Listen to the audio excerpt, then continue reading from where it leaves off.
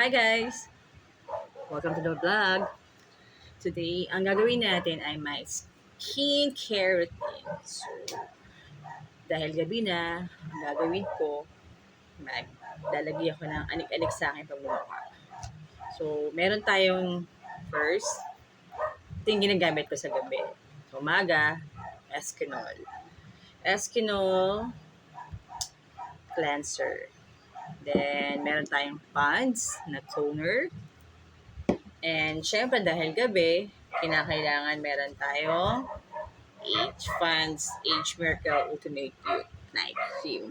So syempre diba dahil may mga edad na tayo, so kinakailangan itong gamitin natin para yung mga, alam mo na, yung mga fine lines natin dyan, medyo ma-stretch ng konti. Char. Then, ito is Pants Serum. Actually guys, first time ko bumili nito kasi wala lang. First time ko lang siyang bilhin. Pero nabindang ako kasi alam ko magkano yung ganitong presyo. Oh my gosh, 189 pesos.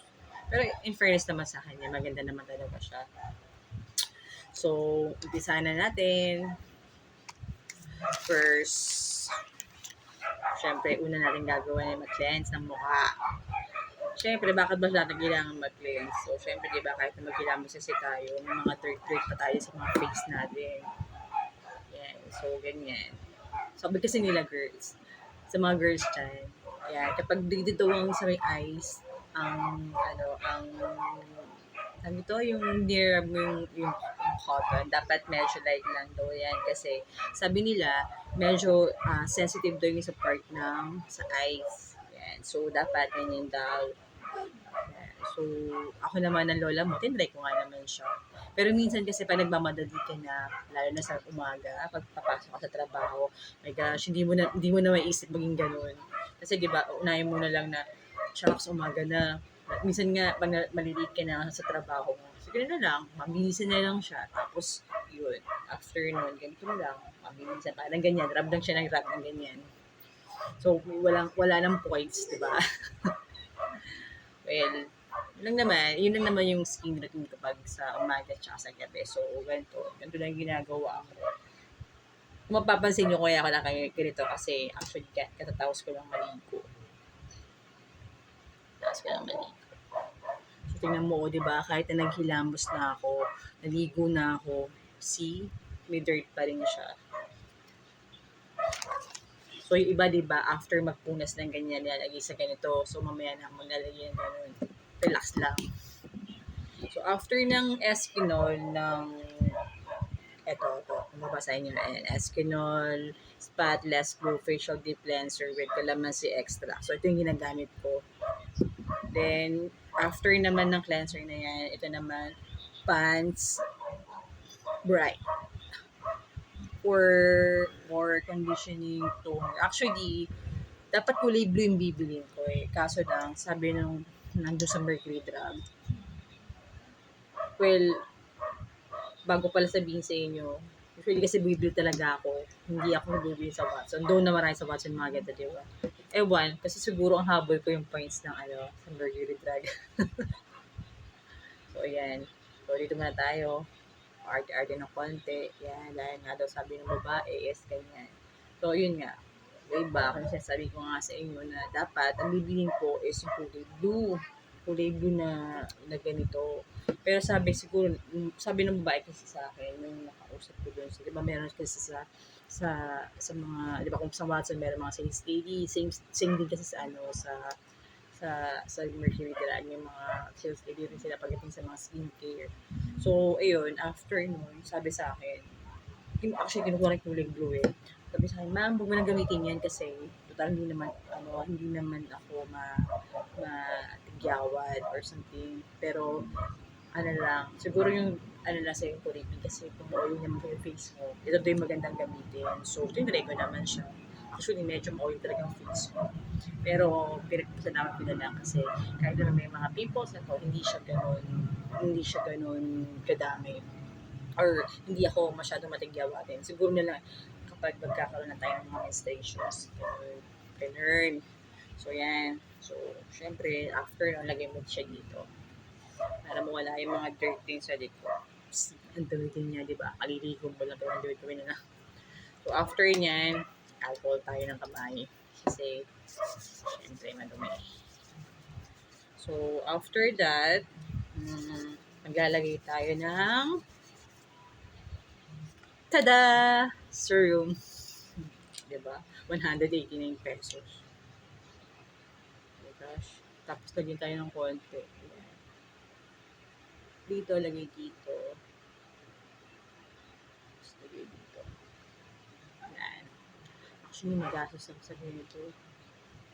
Yung unang gamit ko nga ito, God, tumapon. Hinayang ako. Imagine mo, 180 pesos ang konti-konti. So, yan. Rub natin dito. Alam nyo guys, sabi kasi nila ako, nag-rub na daw ng face pag ganyan. Ito, wait lang pala. So, pag ganito tayo sa area nito, medyo ari naman ng konti. Tapos pag ganyan, parang yung fine line mo daw is hindi masyadong stretch. So, yan. So, yan. Rub na siya ng konti. Alam nyo guys, nagkaroon ako ng tigawat dito kasi weird ako ngayon. So, pag dahil serum to, di ba, sabi nila, stretch mo daw lang ganyan. Ayan. Pag ganun daw, init mo siya mataas. Ayan. Op. Ate ng konti, ate ng konti. Tapos, ganyan, pagilo mo ng konti. Kasi daw, sabi kasi nila, ito daw gamitin mo. Ito, sabi niya sa akin, sige ng Mercury Drag. Ito daw gamitin mo kasi, ito daw walang masyadong puwersa. So, hindi siya ganun kapwersa. Kasi yung tip, tsaka ito, in the middle yan, medyo mapwersa yan. So, ito, masyado siya parang singa, hindi masyado. So, irab mo ng konti na pa rin yan. Atihan mo ng konti. Total, maarte naman tayo. Kahit hindi kagandahan, maarte. Charot. Anyway, so yan. So, rub.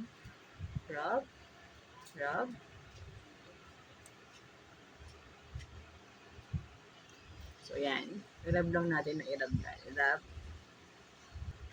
So, yan. So, yun. After natin yan, ang pag-prep ng gano'n. So, yan.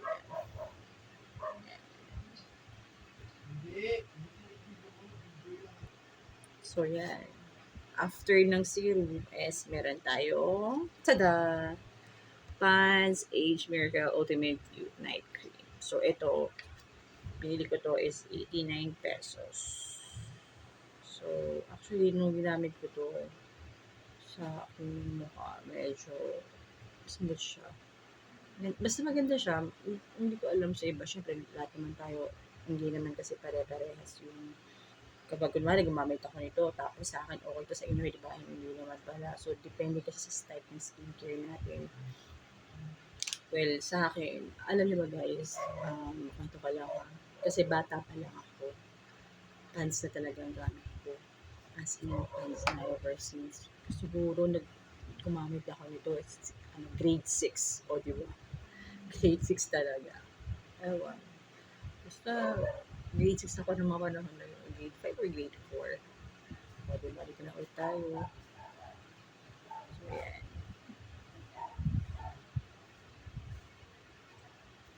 So, ilarab natin ng konti. Yan. Tapos, pa-circle siya. Pero guys, ha, pag nagmamadali ka, hindi ka nagagawa yun. Light lang siguro. Pero usually talaga, pag ganito, total safe kami naman. Tinatry ko siyang hindi. Ganun. So, yan. Hindi mo siya ng ganun. Actually, guys, kapag nilagay mo siya, alam mo, smooth lang para sa bagong baba. So, yan. Yan. Nalagay tayo. Ayan. Ayan. Wait lang ha. Tinanggal ko muna yung muta ko. Baka meron. Nakakaya naman sa inyo guys. Lagyan natin ng isin natin to. So, yan.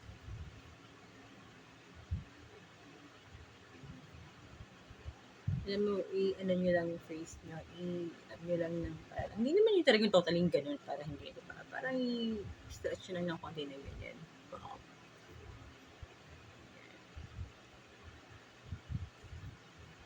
Alam niyo guys, kasi pag kunwari, di ba, nilagay ka na sa face ng ganito, tapos nakatulog ka na, sa umaga, pagising mo, hinangos ka. Alam mo yung pakiramdam mo na parang ang soft ng face mo. Ewan, sa pakiramdam ko lang naman. Kasi, talaga usually, ano, basta pag ito yung ginamit ko. Yan. So, that's it. Medyo massage natin ng konti. Para kahit pa paano yan. Hindi lang naman ang katawan kailangan i-massage, diba? Siyempre, kailangan din na massage natin yung face. Yan, para paano looking good pa rin tayo kahit na medyo bilit na tayong konti. So, mga nanay dyan, yung mga ate, diba? Actually, budget lang naman yan lahat yan. Kasi kung may pera ako, bibili na ako ng malaki. So, dahil syempre nagtitipid ako, kailangan maliit lang. Para na budget ko lang yun siya. Yes. So, di ba? Tingin ko tuloy, model ng lola mo, kahit hindi masyado. So, yan. Ngayon, kung bakit ko siya ginaganto, wala lang. Trip ko lang. Para massage lang yung face natin. Kasi hindi mo ako nagpapaderma. Yan. Nakaka-relax ng konti. So, that's it. That's it.